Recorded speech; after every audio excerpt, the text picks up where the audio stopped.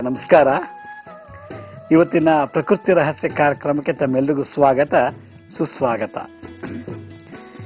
ಇವತ್ತಿನ ಸಂಚಿಕೆ ಪ್ರಾರಂಭ ಮಾಡೋದಕ್ಕೆ ಮುಂಚೆ ನಾನು ನಿನ್ನೆ ಮತ್ತು ಮೊನ್ನೆ ಸಂಚಿಕೆಯಲ್ಲಿ ಈ ಪಿಟ್ಯೂಟರಿ ಗ್ಲ್ಯಾಂಡ್ ತೇಮಡಕ ಅನ್ನೋ ಒಂದು ಹಾರ್ಮೋನ್ಸ್ ಹೆಂಗ್ ಪ್ರೊಡ್ಯೂಸ್ ಮಾಡುತ್ತೆ, ಪಿಟ್ಯೂಟರಿ ಗ್ಲ್ಯಾಂಡ್ ಇಂದ ಹಾರ್ಮೋನ್ಸ್ಗಳು ಏನ್ ಪ್ರೊಡ್ಯೂಸ್ ಮಾಡುತ್ತೆ, ಮತ್ತೆ ಥೈರಾಯ್ಡ್ ಮತ್ತೆ ಪ್ಯಾರಾಥೈರಾಯ್ಡ್ ಈ ಗಳಗಂಡ ರೋಗ ಬರ್ಲಿಕ್ಕೆ ಕಾರಣ ಈ ಥೈರಾಯ್ಡ್ ಮತ್ತೆ ಪ್ಯಾರಾಥೈರಾಯ್ಡ್ಗಳು ಸರಿಯಾಗಿ ಹಾರ್ಮೋನ್ಸ್ ಪ್ರೊಡ್ಯೂಸ್ ಮಾಡಲಿಲ್ಲ ಅಂದಾಗ ನಮಗೆ ಅಯೋಡಿನ್ ಡಿಫಿಷಿಯನ್ಸಿ, ಅಯೋಡಿನ್ ಕಮ್ಮಿ ಆಗುತ್ತೆ, ರಕ್ತದಲ್ಲಿ ಮತ್ತೆ ಮೂಳೆನಲ್ಲಿ ಕ್ಯಾಲ್ಸಿಯಂ ಕೊರತೆ ಆಗುತ್ತೆ, ಸುಣ್ಣಾಂಶ.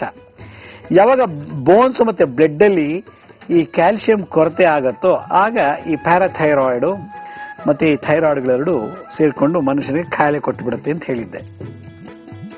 ಇದು ಆಧುನಿಕ ಯುಗದ ಸೈನ್ಸ್ ಹೇಳುವಂಥದ್ದು. ಇದನ್ನೇ 5,000 10,000 ವರ್ಷಗಳ ಹಿಂದೆ, ಲಕ್ಷಾಂತರ ವರ್ಷಗಳ ಹಿಂದೆ ನಮ್ಮ ಋಷಿ ಮುನಿಗಳು ಆವತ್ತಿನ ಕಾಲದಲ್ಲಿ ಈಗಿನ ಹೈಟೆಕ್ ಹಾಸ್ಪಿಟಲ್ ಇರಲಿಲ್ಲ, ಮತ್ತೆ ಬ್ಲಡ್ ಟೆಸ್ಟ್ ಮಾಡುವಂತ ಲ್ಯಾಬೊರೇಟರಿಗಳಿರಲಿಲ್ಲ, T3 T4 THS ಇದೆಯಾ ಇಲ್ವಾ ಅಂತ ಚೆಕ್ ಮಾಡಲಿಕ್ಕೆ. ಆಗಿನ ಕಾಲದಲ್ಲಿ ಜನಗಳಿಗೆ ಈ ಗಳಗಂಡ ರೋಗ ಬರ್ತಾ ಇರ್ಲಿಲ್ವಾ, ಥೈರಾಯ್ಡ್ ಅನ್ನೋ ಕಾಯಿಲೆನೇ ಇರಲಿಲ್ವಾ, ಅಕಸ್ಮಾತ್ ಇದ್ರೆ ಯಾವ ರೀತಿ ಕ್ಯೂರ್ ಮಾಡ್ತಿದ್ರು ಅನ್ನೋದನ್ನ ನಾನು ಕಳೆದ ಸಂಚಿಕೆಯಲ್ಲಿ ಆ ಹಾರ್ಮೋನ್ಸ್ ನ ಪ್ರೊಡ್ಯೂಸ್ ಮಾಡಲಿಕ್ಕೆ ಪಿಟ್ಯೂಟರಿ ಗ್ಲ್ಯಾಂಡ್ ಮತ್ತೆ ಈ ಥೈರಾಯ್ಡ್ ಗ್ಲ್ಯಾಂಡ್ಗೆ ನಾನು ಈ ಒಂದು ಪ್ರೆಷರ್ನ ಮಾಡೋದು ಹೇಗೆ ಅಂತ ಹೇಳ್ಕೊಟ್ಟಿದ್ದೆ. ಅದಕ್ಕೆ ಸಂಬಂಧಪಟ್ಟಂತ ಮಂತ್ರ ಕೂಡ ನಾನು ತೋರಿಸಿ ಹೇಳ್ಕೊಟ್ಟಿದ್ದೆ. ಕೆಲವರು ಇರ್ತಾರೆ ಸೋಮಾರಿಗಳು, ಹೇಗೆ ಅಯ್ಯೋ ಇದೆಲ್ಲ ಯಾರು ಪ್ರೆಸ್ ಮಾಡ್ತಾರಪ್ಪ, ಯಾರಿಗೆ ಮಂತ್ರ ಹೇಳ್ತಾರಪ್ಪ, ನಾಲ್ಗೆನೇ ಹೊರಳಲ್ಲ ಮಂತ್ರ ಹೇಳಲಿಕ್ಕೆ ಅನ್ನೋಂಥ ಸೋಮಾರಿಗಳಿಗೆ, ಮೂಢನಂಬಿಕೆ ಇದು ಅನ್ನೋರಿಗೆ ಇನ್ನೊಂದು ವೆರೈಟಿ ಪರಿಹಾರ ನಮ್ಮ ಬಾಡಿಯಲ್ಲಿ ಹಾರ್ಮೋನ್ಸ್ ನ ಬ್ಯಾಲೆನ್ಸ್ ಮಾಡಲಿಕ್ಕೆ. ಹಾರ್ಮೋನ್ಸ್ ಏನಾದ್ರು ಸೆಕ್ರೆಟ್ ಆಗ್ತಿಲ್ಲ ಅಂದಾಗ, ಸ್ರವಿಸ್ತಾ ಇಲ್ಲ ಅಂದಾಗ, ಆ ಹಾರ್ಮೋನ್ಸ್ ಪ್ರೊಡ್ಯೂಸ್ ಆಗಲಿಕ್ಕೋಸ್ಕರ ಕೆಲವೊಂದು ಥೆರಪಿಗಳನ್ನ ಮಾಡ್ತಾ ಇದ್ರು. ಏನು ಅಂದ್ರೆ ಇದೆಲ್ಲರಿಗೂ ಗೊತ್ತಿರೋದೆ, ಚಿಕ್ಕ ಮಗು LKG ಇಂದ ಹಿಡಿದು ದೊಡ್ಡೋರ್ವರೆಗೂ ಇದನ್ನ ನಾವು ಅನುಭವಿಸ್ತಿದ್ದೀವಿ, ಕಲ್ತಿದ್ದೀವಿ, ಹೇಳ್ತಾನೆ ಇರ್ತೀವಿ, ಕಲಿಸ್ತಾನೂ ಇರ್ತೀವಿ. ಏನಂದ್ರೆ ಕನ್ನಡದ ವರ್ಣಮಾಲೆಗಳು ಅಂದ್ರೆ ಈ ಅ ಆ ಇ ಈ ಉ ಉ ರು ಉ ಅನ್ನ ನಾವು ಏನ್ ಹೇಳ್ತೀವಿ, ಕಾಕ ಗಗನ ಚಾಚಾ ಜಾಜನ ತಾತಾ ದಾದನ ಟಾಟಾ ಡಾಡನ ಅಂತೆಲ್ಲ ನಾವು ಹೇಳ್ಕೊಂಡು ಬರ್ತೀವಿ, ಮಕ್ಕಳಿಗೆ ಕಲಿಸ್ತೀವಿ, ನಾವು ಕಲ್ತು ಬಂದಿದ್ದೀವಿ, ಕಲಿಸ್ತಾನೂ ಇದ್ದೀವಿ. ಈ ವರ್ಣಮಾಲೆಯಲ್ಲಿ ಅಂದ್ರೆ ಅಕ್ಷರಗಳಲ್ಲಿ ನಿತ್ಯ ನಾವು ಹೇಳೋದ್ರಿಂದ ನಮಗೆ ಪಿಟ್ಯೂಟರಿ ಗ್ಲ್ಯಾಂಡ್ಗೆ ವಾರ್ಮ್ ಅಪ್ ಎಕ್ಸರ್ಸೈಸ್ ಆಗತ್ತಂತೆ. ಒಂದು. ಎರಡನೇದು ಎಂಡೋಕ್ರೈನ್ ಸಿಸ್ಟಮ್ಸ್ ಮೂರನೇ ಗ್ರಂಥಿ ಗ್ಲ್ಯಾಂಡ್ ಥೈರಾಯ್ಡ್ ಮತ್ತೆ ಪ್ಯಾರಾಥೈರಾಯ್ಡ್. ಈ ಥೈರಾಯ್ಡ್ ಮತ್ತೆ ಪ್ಯಾರಾಥೈರಾಯ್ಡ್ ನ ಚೆನ್ನಾಗಿ ಹಾರ್ಮೋನ್ಸ್ ಪ್ರೊಡ್ಯೂಸ್ ಮಾಡೋ ತರ ಎಕ್ಸರ್ಸೈಸ್ ಮಾಡ್ಸಕ್ಕೆ ಹಿಂದಿನ ಕಾಲದಲ್ಲಿ ಗುರುಕುಲಗಳಲ್ಲಿ ಪ್ರತಿನಿತ್ಯ ಬೆಳಿಗ್ಗೆ ಪ್ರಾರ್ಥನೆಯನ್ನ ಮಾಡಿಸ್ತಾ ಇದ್ರು. ಇಲ್ಲೂ ಕೂಡ ಎಲ್ಲ ಸ್ಕೂಲಲ್ಲಿ ಪ್ರಾರ್ಥನೆ ಮಾಡ್ತಾರೆ.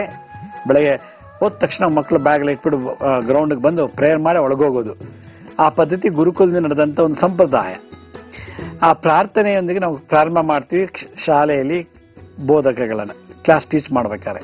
ಹಾಗೆ ಕ್ಲಾಸ್ ರೂಮ್ ನಲ್ಲಿ ಟೀಚ್ ಮಾಡ್ತಾರೆ ಮಕ್ಕಳುಗಳಿಗೆ ಅ ಆ ಇ ಉ ಅಂತ ಹೇಳ್ಕೊಡ್ತೀವಿ. ಹೀಗೆ ಕನ್ನಡದ ವರ್ಣಮಾಲೆಯಲ್ಲಿರತಕ್ಕಂಥ ಕೆಲವು ಅಕ್ಷರಗಳು ಅಂದ್ರೆ ಅ ಆ ಇಂದ ಯಾರ ಲಾವ ಕ್ಷೈಸ ಸಹ ಅಲಾಕ್ಷ ವರೆಗೂ ಒಂದೊಂದು ಅಕ್ಷರವೂ ಕೂಡ ಶಕ್ತಿ ಪ್ರಚೋದನೆ ಮಾಡುವಂತ ಅಕ್ಷರದಂತೆ. ಆ ಅಕ್ಷರದ ಬರೆದಾಗ ಅದೇನು ಕಾಣಲ್ಲ. ಈಗ ಅ ಅಂತ ಬರೆದಾಗ ಅದೊಂದು ಆಕಾರ, ಒಂದು ಡಿಸೈನ್. ಅ ಆ ಅಂತ ಬರೆದಾಗ ಅದೊಂದು ಡಿಸೈನ್. ಕ ಅಂತ ಬರೆದಾಗ ಅದೊಂದು ಡಿಸೈನ್, ಅಕ್ಷರ ಅಷ್ಟೇ. ಆದ್ರೆ ಅದನ್ನ ಉಚ್ಚಾರಣೆ ಮಾಡಿದಾಗ, ಪ್ರೊನೌನ್ಸ್ ಮಾಡಿದಾಗ ಆ ಪ್ರೊನೌನ್ಸಿಯೇಷನ್ ಅಲ್ಲಿ ಅಗಾಧವಾದಂತ ಶಕ್ತಿ ಇದೆಯಂತೆ.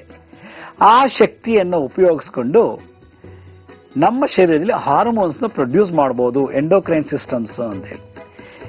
ಈಗ ನಾನು ಮಾತಾಡ್ತಿರೋದು ಒಂದು ಥೆರಪಿ. ಜಗಳ ಮಾಡ್ತೀವಿ, ಕೂಗಾಡ್ತೀವಿ, ಬಾಯಿ ಬಂದಂಗೆ ಹೊಲಸು ಮಾತಾಡ್ತೀವಿ, ಏನೆಲ್ಲ ಮಾಡ್ತೀವಿ, ಅದು ಸೌಂಡ್ ಥೆರಪಿ. ಹಾಗೆ ನಾವು ನಿತ್ಯ ಜೀವನದಲ್ಲಿ ನಾವು ಓದುವಾಗ ಜೋರಾಗಿ ಓದಿದ್ರೆ ಅಥವಾ ನಾವು ಹೇಳುವಾಗ ಜೋರಾಗಿ ಹೇಳಿದ್ರೆ ಅದು ಮಂತ್ರನೇ ಆಗಿರ್ಬೋದು, ಡೈಲಾಗ್ ಆಗಿರ್ಬೋದು, ಸಂಭಾಷಣೆನೇ ಆಗಿರ್ಬೋದು, ಯಾವುದೇ ಒಂದನ್ನು ನಾವು ಜೋರಾಗಿ ಹೇಳಿದಾಗ ಆ ಶಬ್ದದ ಅಲೆಗಳು ಮ್ಯಾಗ್ನೆಟಿಕ್ ವೇವ್ಸ್ ಏನ್ ಮಾಡುತ್ತೆ, ಬಾಡಿಯಲ್ಲಿ ಮ್ಯಾಗ್ನೆಟಿಕ್ ಎನರ್ಜಿ ಇದೆ. ನಾನು ಆಗ್ಲೇ ಹೇಳಿದೆ ನಮ್ಮ ಶರೀರದಲ್ಲಿ ಹಲವಾರು ವಿದ್ಯುತ್ ಶಕ್ತಿ ಪ್ರಚೋದನೆ ಮಾಡೋ ಮ್ಯಾನುಫ್ಯಾಕ್ಚರ್ ಮಾಡೋ ಯೂನಿಟ್ಗಳಿವೆ ಅಂತ. ಅದರಲ್ಲಿ ಬ್ರೈನು ಒಂದು ಕೂಡ. ಆ ಬ್ರೈನ್ ಅಲ್ಲಿ ಅಯಾನಿಕ್ ಎನರ್ಜಿ ಒಂದು ಪ್ರೊಡ್ಯೂಸ್ ಮಾಡುತ್ತೆ. ಯಾರು ಪ್ರೊಡ್ಯೂಸ್ ಮಾಡುತ್ತೆ? ಬ್ರೈನ್ ಅಲ್ಲ, ಬ್ರೈನ್ ಅಲ್ಲಿರೋ ನ್ಯೂರಾನ್ಸ್ಗಳು. ಆ ಬ್ರೈನ್ ಇರತಕ್ಕಂಥ ನ್ಯೂರಾನ್ಸ್ಗಳು ಅಯಾನಿಕ್ ಕರೆಂಟ್ನ ಯಾವಾಗ ಪ್ರೊಡ್ಯೂಸ್ ಮಾಡುತ್ತೋ ಹಾಗೆ ಬಾಡಿನಲ್ಲಿ ಮ್ಯಾಗ್ನೆಟಿಕ್ ಎನರ್ಜಿ, ಮ್ಯಾಗ್ನೆಟಿಕ್ ಫೀಲ್ಡ್ ಇರೋದ್ರಿಂದ ಆ ಮ್ಯಾಗ್ನೆಟಿಕ್ ಎನರ್ಜಿ ಮತ್ತು ಅಯಾನಿಕ್ ಎನರ್ಜಿ ಎರಡು ಸೇರಿಸಿದಾಗ ಬಯೋ ಎಲೆಕ್ಟ್ರಿಕ್ ಎನರ್ಜಿ ಡೆವಲಪ್ ಆಗುತ್ತಂತೆ. ಆ ಬಯೋ ಎಲೆಕ್ಟ್ರಿಕ್ ಎನರ್ಜಿ ಏನಾಗುತ್ತೆ, ಬಾಡಿನಲ್ಲಿ ಎಲ್ಲಾ ಹಾರ್ಮೋನ್ಸ್ ಪ್ರೊಡ್ಯೂಸ್ ಮಾಡುತ್ತೆ. ಒಂದು ಎಕ್ಸಾಂಪಲ್ ಹೇಳೋದಾದ್ರೆ, ನೀವು ಒಬ್ರು ಕೆಳಗಡೆ ಮಲ್ಕೊಳ್ಳಿ, ನೆಲದ ಮೇಲೆ ದಿಂಬು ಹಾಕೋಬಾರ್ದು, ಚಾಪೆನೂ ಹಾಕೋಬಾರ್ದು, ಬೆಡ್ಡು ಹಾಕೋಬಾರ್ದು, ಹಾಸಿಗೆ ಇಲ್ಲದೆ ನೆಲದ ಮೇಲೆ ಮಲ್ಕೊಳ್ಳಿ. ನಿಮ್ಮಿಂದ ಒಂದು 10 ಅಡಿ ದೂರದಲ್ಲಿ ಒಂದು ಲೋಟದಲ್ಲಿ ನೀರು ತುಂಬಿಟ್ಬಿಟ್ಟು ಆ ತುಂಬಿರೋ ಲೋಟಕ್ಕೆ ಒಂದು ದೊಣ್ಣೆ, ಒಂದು ಸಣ್ಣ ಕೋನಲ್ಲಿ ಇಟ್ಕೊಂಡು ಶಬ್ದ ಮಾಡ್ತಿದ್ರೆ ಆ ಶಬ್ದದ ಅಲೆಗಳು ಭೂಮಿಯಿಂದ ಹೋಗಿ ನಿಮ್ ಕಿವಿ ಕೇಳಿಸುತ್ತೆ. ನೀವು ಆ ರೂಮಲ್ಲಿ ಮಾತಾಡಿದ್ರೆ ಇಲ್ಲಿ ಕೇಳಿಸುತ್ತೆ. ಆ ರೂಮಲ್ಲಿ ಶಬ್ದ ಮಾಡದೆ ಅದು ಇಲ್ಲಿ ಬಂದು ಕೇಳುತ್ತೆ, ವೈಬ್ರೇಷನ್. ಹೇಗೆಂದ್ರೆ ಭೂಮಿಲಿರತಕ್ಕಂಥ ಮ್ಯಾಗ್ನೆಟಿಕ್ ಫೀಲ್ಡ್ ಆ ವೈಬ್ರೇಷನ್ ಸಕ್ ಮಾಡಿ ನಮ್ಮ ಬಾಡಿಲಿರತಕ್ಕಂಥ ಮ್ಯಾಗ್ನೆಟ್ ಬೇಗ ಅಂಟ್ಕೊಳ್ಳೋಕೆ ಮಾಡುತ್ತೆ, ಅಟ್ರಾಕ್ಟ್ ಮಾಡೋಕೆ ಮಾಡುತ್ತೆ. ಹಾಗೆ ಈ ಮಂತ್ರಗಳು ಹೇಳುವಾಗ, ಮಾತನಾಡುವಾಗ, ಸುಮ್ಮನೆ ನಾವು ಮಾತನಾಡುವಾಗ, ಜೋಕ್ಸ್ ಹೇಳುವಾಗ, ಹಾಡು ಹೇಳುವಾಗ, ಡೈಲಾಗ್ ಮಾಡುವಾಗ ನಮ್ಮ ಭಾಷೆಗಳಲ್ಲೇ ನಮ್ಮ ಪದಗಳು ಯಾವ್ದು ಮಾತಾಡ್ತಿದೀವೋ, ಎದ್ದೋಗೋ ಅಂದ್ಬಿಟ್ಟಾಗ ಆ ಎದ್ದೋಗೋ ಅಂದ ತಕ್ಷಣ ಆ ಸೆಂಟೆನ್ಸ್ ಅಲ್ಲೇ, ಆ ವಾಕ್ಯದಲ್ಲೇ ಪ್ರೆಷರ್ ಡೆವಲಪ್ ಮಾಡುತ್ತೆ. ಆ ಪ್ರೆಷರ್ ಒಳ್ಳೇದಾಗಿದ್ರೆ ನಮಗೆ ಒಳ್ಳೆ ವೈಬ್ರೇಷನ್ ಕೊಡುತ್ತೆ. ಅದು ಆ ಪ್ರೆಷರ್ ಒಳ್ಳೆ ಪ್ರೆಷರ್ ಆಗಿಲ್ಲ ಅಂದ್ರೆ ಎಲ್ಲಾರು ಒಂದ್ ಕಡೆ ಪೇನ್ ಕ್ರಿಯೇಟ್ ಮಾಡುತ್ತೆ. ಅದಕ್ಕೆ ಸೌಂಡ್ ಪೇನ್ ಅಂತ ಕರೀತಾರೆ. ಅದರಿಂದ ಜೋರ ಕಿಸಿದ ತಕ್ಷಣ ಅವನಿಗೆಲ್ಲೋ ಒಂದ್ ಕಡೆ ಇಟ್ಕೊಂಡ್ಬಿಡುತ್ತೆ. ಜೋರಾಗಿ ಬಡ್ಕೊಂಡು ಹತ್ತಾಗ ಯಾವುದೋ ಒಂದು ಜಾಗದಲ್ಲಿ ಕ್ಯಾಚ್ ಆಗುತ್ತೆ, ಹಿಡ್ಕೊಂಡ್ಬಿಡುತ್ತೆ. ಅದನ್ನ ಬಿಡಿಸ್ಬೇಕು ಅಂದ್ರೆ ಪುನಃ ಅವನು ಅದೇ ತರ ಅಳಬೇಕು, ಇಲ್ಲ ಅದೇ ತರ ನಗಾಡ್ಬೇಕು, ಇಲ್ಲ ಅದೇ ತರ ಕಿರ್ಚ್ಬೇಕು. ಇದೇ ಅರ್ಥ ಆಗತ್ತೆ ನಮ್ಮ ಶರೀರ ಕೂಡ ಒಂದು ವೈಬ್ರೇಷನ್ಗೆ ಸ್ಪಂದಿಸುತ್ತೆ ಅಂತ. ಹಾಗೆ ಬಾಡಿಯಲ್ಲಿ ನೀರಿರೋದ್ರಿಂದ 70% ನೀರು ಉಪಯೋಗಿಸ್ಕೊಂಡು ಕರೆಂಟ್ ಪ್ರೊಡ್ಯೂಸ್ ಮಾಡ್ತಾ ಇದೆ. ಬ್ರೈನ್ ನ್ಯೂರಾನ್ಸ್ ಇರೋದ್ರಿಂದ ನ್ಯೂರಾನ್ಸ್ ಮೋಷನ್ಸ್ ಆಗ್ತಾ ಇರುವಾಗ ಓಡಾಡ್ತಿರುತ್ತೆ neurons, receiver transmitter. Neurons receive ಮಾಡುತ್ತೆ, ಟ್ರಾನ್ಸ್ಮಿಟ್ ಮಾಡುತ್ತೆ. ಅವೆರಡು ತಗೊಳಕ್ಕೂ ಹಾಕಕ್ಕೂ ಒಂದು ಎನರ್ಜಿ ಬೇಕಲ್ಲ, ಅದು ಅಯಾನಿಕ್ ಎನರ್ಜಿ ಅಂತಾರೆ. ಹೀಗೆ ಅಯಾನಿಕ್ ಎನರ್ಜಿ ಬಾಡಿ ಬೆಳೀತಾ ಪ್ರೊಡ್ಯೂಸ್ ಮಾಡ್ತಿರೋ ಎಲೆಕ್ಟ್ರಾನಿಕ್ ಎನರ್ಜಿ, ಎಲೆಕ್ಟ್ರೋಮ್ಯಾಗ್ನೆಟಿಕ್ ಎನರ್ಜಿ ಎರಡೂ ಸೇರಿದಾಗ ನಮಗೆ ಹಾರ್ಮೋನ್ಸ್ಗೆ ಟಚ್ ಆಗುತ್ತದು ವೈಬ್ರೇಷನ್. ನಾನು ಆಗಲೇ ಹೇಳಿದೆ, ಅಲ್ಲಿ ಶಬ್ದ ಮಾಡೋದು ನಿಮ್ ಕಿವಿಗೆ ಹೆಂಗೆ ಕೇಳುತ್ತೋ ಹಾಗೆ ನಮ್ಮ ಬಾಡಿಲಿ ಈ ಶಬ್ದದ ಅಲೆಗಳು ಬಂದಾಗ ಆಯಾ ಎಂಡೋಕ್ರಿನ್ ಸಿಸ್ಟಮ್ಸ್ಗೆ ಶಬ್ದ ಮಾಡಿ ವೈಬ್ರೇಷನ್ ಕಳಿಸಿ ಕೆಲಸ ಮಾಡ್ಸಕ್ ಶುರು ಮಾಡಿಸುತ್ತೆ, ಕೆಲಸ ತೆಗ್ಸುತ್ತೆ. ಅದರಿಂದ ಸೌಂಡ್ ಥೆರಪಿ ಸಾಸೋ ಒಂದು ಚಿಕಿತ್ಸೆ ಅಂತ ಹೇಳ್ತಾರೆ. ಹಾಗಾದ್ರೆ ಅದೇನಿರ್ಬೋದು ಅನ್ನೋದನ್ನ ನಾನು ಸಣ್ಣ ವಿರಾಮ ಅಂತ ತಿಳಿಸ್ಕೊಡ್ತೀನಿ. ಬನ್ನಿ ಒಂದು ಪುಟ್ಟ ವಿರಾಮ ತಗೊಳ್ಳೋಣ.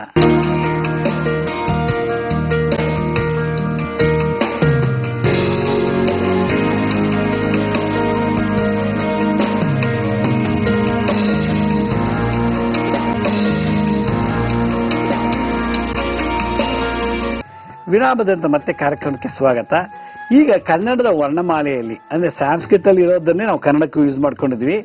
ಅದರಿಂದ ಕನ್ನಡ ಸೃಷ್ಟಿಯಾಗಿರೋದೇ ಸಂಸ್ಕೃತ ಲ್ಯಾಂಗ್ವೇಜ್. ಅದೇ ಸಂಸ್ಕೃತ ಮೆಟಾ ಲ್ಯಾಂಗ್ವೇಜ್ ಅಂತಾರೆ. ಯಾವ ಭಾಷೆ ಯಾವ ಲ್ಯಾಂಗ್ವೇಜ್ ಡಿರೈವ್ ಆಯ್ತೋ, ಕನ್ನಡ, ತೆಲುಗು ಎಲ್ಲ ಭಾಷೆನೂ ಕೂಡ ಒಂದು ಭಾಷೆಯಿಂದ ಬಂದಿರೋದು. ಆ ಮೂಲ ಭಾಷೆಯೇ ದೇವನಾಗರ ಲಿಪಿ ಅಥವಾ ಸಂಸ್ಕೃತ ಅಂತಾರೆ.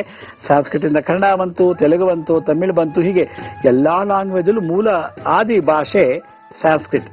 ಈ ಸಂಸ್ಕೃತನಲ್ಲಿ ಇರತಕ್ಕಂಥ ವರ್ಣಮಾಲೆಯನ್ನು ನಾವು ಕನ್ನಡದಲ್ಲಿ ಯೂಸ್ ಮಾಡ್ಕೊಳ್ತಾ ಇದ್ದೀವಿ. ಅ ಆ ಇ ಈ ಉ ಊ ರು ರು ಎ ಎ ಐ ಒ ಓ ಔ ಅಂ ಅಹ ಅಂತ ಈ ಅಕ್ಷರಗಳು ನಾವು ಯಾವಾಗ ಉಚ್ಚಾರಣೆ ಮಾಡ್ತೀವೋ ಒಂದ್ಸಲ, ಆಗ ಮುಖದಲ್ಲಿರತಕ್ಕಂಥ ಸಣ್ಣ ಸಣ್ಣ ಕೂದಲಿಗಿಂತ ಸಣ್ಣದಂತ ನರಗಳಿವೆ. ಇಲ್ಲೆಲ್ಲ ಲಕ್ಷಾಂತರದ ನರಗಳಿವೆ. ಆ ನರಗಳಿಗೆ ಆ ಶಬ್ದದ ಅಲೆಗಳು ಹೋಗಿ ಮುಖದ ಕಾಂತಿಯನ್ನು ಹೆಚ್ಚಿಗೆ ಮಾಡತ್ತಂತೆ. ಆಗ ಪಿಟ್ಯೂಟರಿ ಗ್ಲ್ಯಾಂಡ್ ಮತ್ತೆ ಥೈರಾಯ್ಡ್ ಗ್ಲ್ಯಾಂಡ್ಗೆ ಬಹಳ ಎಕ್ಸರ್ಸೈಸ್ ಆಗುತ್ತೆ. ಅದರಿಂದ ಮುಖದ ಕಾಂತಿಯನ್ನ ಹೆಚ್ಚಿಸುತ್ತೆ.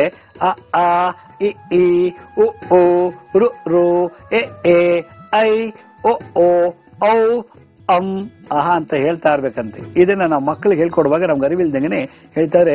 ಮೈಗ್ರೇನ್ ಹೊಟ್ಟೋಗುತ್ತೆ, ಕಣ್ಣಲ್ಲಿ ಕಾಂತಿ ಜಾಸ್ತಿ ಆಗುತ್ತೆ, ಕಣ್ಣಲ್ಲಿ ಒಂದು ತೇಜಸ್ಸು ಜಾಸ್ತಿ ಆಗುತ್ತೆ, ಮೂಗಿನಲ್ಲಿ ಏನಾದ್ರು ದುರ್ಮಾಂಸ ಇದ್ರೆ ಒಟ್ಲಲ್ಲಿ ಮುಖದ ಕಾಂತಿಯನ್ನು ಹೆಚ್ಚಿಗೆ ಮಾಡತ್ತೆ. ಅ ಆ ಎಂದು ಅಂ ಅಹವರೆಗೂ. ಇನ್ನೊಂದು ಕಡೆ ಕ ಖ ಗ ಘ ಞ ಅಂತ ನೀವೇ ಒಂದ್ಸಲ ಹೇಳಿ. ಕ ಖ ಘ ಘ ಜ್ಞ ಅಂದಾಗ ಕಂಠ ಪ್ರದೇಶದಲ್ಲಿ ಆ ವೈಬ್ರೇಷನ್ ಬರುತ್ತೆ. ಥೈರಾಯ್ಡ್ ಮತ್ತೆ ಪ್ಯಾರಾಥೈರಾಯ್ಡ್ಗೆ ಬಹಳ ವಿಶೇಷವಾದ ಎನರ್ಜಿ ಪಾಸ್ ಆಗುತ್ತೆ. ಶಬ್ದದ ಅಲೆಗಳು, ಸೌಂಡ್ ವೇವ್ಸ್, ಸಾಧಾರಣವಾದಂಥ ಸೌಂಡ್ ವೇವ್ಸ್ ಅಲ್ಲ. ಶರೀರದ ರಕ್ತದಲ್ಲಿ ಬರ್ತಾ ಇರೋ ಶಬ್ದ, ಬ್ರೈನಿಂದ ಬರ್ತಾ ಇರೋ ಅಯೋನಿಕ್ ಕರೆಂಟು, ಬಾಡಿಯಲ್ಲಿ ಉತ್ಪತ್ತಿ ಆಗದಿರೋ ಎಲೆಕ್ಟ್ರೋಮ್ಯಾಗ್ನೆಟಿಕ್ ಕರೆಂಟು, ಈ ಎಲ್ಲಾ ಕರೆಂಟ್ ಸೇರಿಸ್ಕೊಂಡು ಹೇಳ್ತಾ ಇದೀವಿ ನಾವು. ಖ ಖ ಘ ಘ ಜ್ಞ ಅಂತ ಹೇಳಿದ್ವಿ. ಇದನ್ನ ಹೇಳಿದಾಗ ಕಂಠ ಪ್ರದೇಶ, ಕಂಠ ಅಂದ್ರೆ ಇದು. ಈ ಜಾಗದಲ್ಲಿ ಯಾವ್ದಾದ್ರು ಒತ್ತಿದ್ರೆ, ಪೇನ್ ಇದ್ರೆ, ಅಥವಾ ಸಿಕ್ಕಾಬಿಟ್ಟು ರಿಜಿಡ್ನೆಸ್, ಫ್ಲೆಕ್ಸಿಬಿಲಿಟಿ ಇಲ್ಲ ಅಂದಾಗ, ಸರಳತೆ ಇಲ್ಲ ಅಂದಾಗ ಇನ್ ಬಗ್ಸಕ್ಕಾಗಲ್ಲ, ಮತ್ತೆ ಇಲ್ಲಿ ಏನೋ ಇಟ್ಕೊಂಡಾಗತ್ತೆ ಅಂತ ಆಕಳಿಸ್ದಾಗ ಕೆಲವು ಇಲ್ಲಿ ಇಟ್ಕೊಂಡ್ಬಿಡುತ್ತೆ. ಇಲ್ಲಿ ಅಲ್ಲಿ ಇಟ್ಕೊಂಡಾಗ ಇಲ್ಲಿ ಬಹಳ ನೋವು ಕೊಡುತ್ತೆ. ಅದು ಕಮ್ಮಿ ಆಗ್ಬೇಕಾದ್ರೆ ಮಿನಿಮಮ್ ಒಂದು 10 ನಿಮಿಷ ಬೇಕು, ಇಲ್ಲ ಸಣ್ಣಗೆ ಮಸಾಜ್ ಮಾಡಬೇಕು. ಆಗ ಥೈರಾಯ್ಡ್ ಕಾಯಿಲೆ ಬರಬಾರ್ದು ಅಂದ್ರೆ, ಮತ್ತೆ ನಮ್ಮ ಥೈರಾಯ್ಡ್ಸ್ ಮತ್ತೆ ಪ್ಯಾರಾನೆಕ್ಸ್, ಥೈರಾಯ್ಡ್ ಪ್ಯಾರಾಥೈರಾಯ್ಡ್ ಇವೆಲ್ಲ ಜಾಗ ವೈಬ್ರೇಷನ್ ಆಗಬೇಕು. ಮತ್ತೆ ಇಸೋಫಗಸ್ ಅನ್ನನಾಳ, ಸೌಂಡ್ ಬಾಕ್ಸ್ ಧ್ವನಿ ಪೆಟ್ಟಿಗೆ ಶುದ್ಧ ಆಗಬೇಕು ಅಂದ್ರೆ ಕ ಖ ಘ ಘ ಜ್ಞ ಅಂದಾಗ ಇಲ್ಲಿ ಬೌನ್ಸ್ ಬರುತ್ತೆ. ನೀವೇ ಹೇಳಿಬೇಕಾರೆ ಈ ತರ ಹೇಳಿದಾಗ ಕ ಖ ಇಲ್ಲೇ ಇಷ್ಟೆಲ್ಲ ಶಬ್ದ ಇಲ್ಲೇ ಉತ್ಪತ್ತಿ ಆಗತ್ತೆ, ಇಲ್ಲೇ ಎಂಡ್ ಆಗತ್ತೆ. ಅದೆಲ್ಲೂ ಇಲ್ಲ, ಇಲ್ಲಿಂದ ಬರಲ್ಲ. ಕ ಕ ಗ ಗ ಇಲ್ಲಿ ಬರ್ತಿಲ್ಲ. ಇಲ್ಲೇ ಕ ಖ ಗ ಘ ಜ್ಞ ಇಷ್ಟೇ. ಇದನ್ನೊಂದು 50 ಸಲ ಹೇಳಿಸ್ತಾ ಇರೋ ಮಕ್ಳಿಗೆ ಬಾಯಪಾಠ ಮಾಡಿಸ್ತಾ, ಆಗ ಥೈರಾಯ್ಡೇ ಬರ್ತಿರ್ಲಿಲ್ಲ. ಅಯೋಡಿನ್ ಬ್ಯಾಲೆನ್ಸ್ ಆಗ್ತಿತ್ತು, ಹೈಪೋಥೈರಾಕ್ಸಿನ್ ಇರೋದು, ಹೈಪೋ ಎರಡೂ ಬ್ಯಾಲೆನ್ಸ್ ಆಗ್ತಿತ್ತು. ರಕ್ತದಲ್ಲಿ ಕ್ಯಾಲ್ಸಿಯಂ ಬ್ಯಾಲೆನ್ಸ್ ಆಗ್ತಿತ್ತು. ಅದನ್ನ ಎಷ್ಟು ವಿಶೇಷವಾದಿದೆ ನಮ್ಮ ಕನ್ನಡ ವರ್ಣಮಾಲೆಯಲ್ಲಿ ಇರತಕ್ಕಂಥ ಒಂದೊಂದು ಅಕ್ಷರಗಳ ಸಂಯೋಗವೇ ಪದ. ಹಲವಾರು ಪದಗಳು ಸೇರಿದಾಗ ಒಂದು ವಾಕ್ಯ ಆಯಿತು, ಹಲವಾರು ವಾಕ್ಯಗಳು ಸೇರಿದಾಗ ಒಂದು ಪ್ಯಾರಾ ಆಯಿತು, ಒಂದು ಪುಟದ ಡಿಸ್ಕ್ರಿಪ್ಷನ್ ಸಿಗುತ್ತೆ. ಹಾಗೆ ಈ ಒಂದೊಂದು ಅಕ್ಷರ ಕ ಖ ಗ ಘ ಜ್ಞ ಅಂದಾಗ ಇಲ್ಲಿ ಥೈರಾಯ್ಡ್ ಮತ್ತೆ ಪ್ಯಾರಾಥೈರಾಯ್ಡ್ ಮಾತ್ರ ಶೇಕ್ ಆಗುತ್ತೆ, ಇನ್ಯಾವ ಭಾಗನೂ ಶೇಕ್ ಆಗಲ್ಲ. ಸ್ಟ್ರೈಟ್ ಆಗಿ ಕುತ್ಕೊಂಡು ನೀವೇ ಒಂದು 10 ಸಲ ಪ್ರಾಕ್ಟೀಸ್ ಮಾಡಿ ನೋಡಿ, ಕಣ್ಣು ಮುಚ್ಕೊಂಡು ಶಬ್ದ ಎಲ್ಲಿ ಉತ್ಪತ್ತಿ ಆಗತ್ತೆ, ಶಬ್ದ ಎಲ್ಲಿ ಎಂಡ್ ಆಗತ್ತೆ ಅನ್ನೋದನ್ನ ಗಮನಿಸ್ಬಿಟ್ರೆ ಬಹಳ ನಿಮ್ಗೆ ಅನುಭವ ಆಗತ್ತೆ. ಚ ಛ ಜ ಝ ಜ್ಞ ಅಂದಾಗ ಇಲ್ಲಿ ನಾಲ್ಗೆ ಆ ಪ್ರೊನೌನ್ಸಿಯೇಷನ್ ಮಾಡುವಾಗ ನಾಲ್ಗೆ ಫೋಲ್ಡ್ ಆಗತ್ತೆ.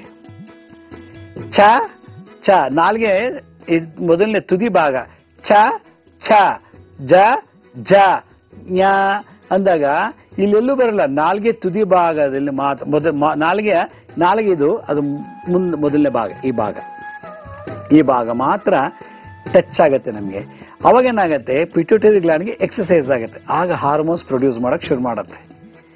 ಹೆಂಗೆ? ಎಲೆಕ್ಟ್ರೋಮ್ಯಾಗ್ನೆಟಿಕ್ ಎನರ್ಜಿಯಿಂದ.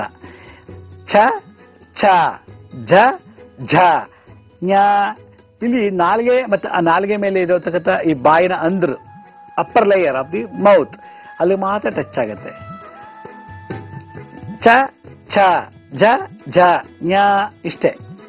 ಅದೇ ಹಿಂದೆನು ಕಚಟ ಖ ಖ ಘ ಘ ಅಂದಾಗ ಇಲ್ಲಿ ಬಂತು, ಇಲ್ಲಿಂದನೇ ಬರ್ತಿತ್ತು. ಈಗ ಇಲ್ಲಿ ಬರ್ತಾ ಇರೋದು ಬರೀ ನಾಲ್ಗೆ ಮೇಲ್ಗೆ.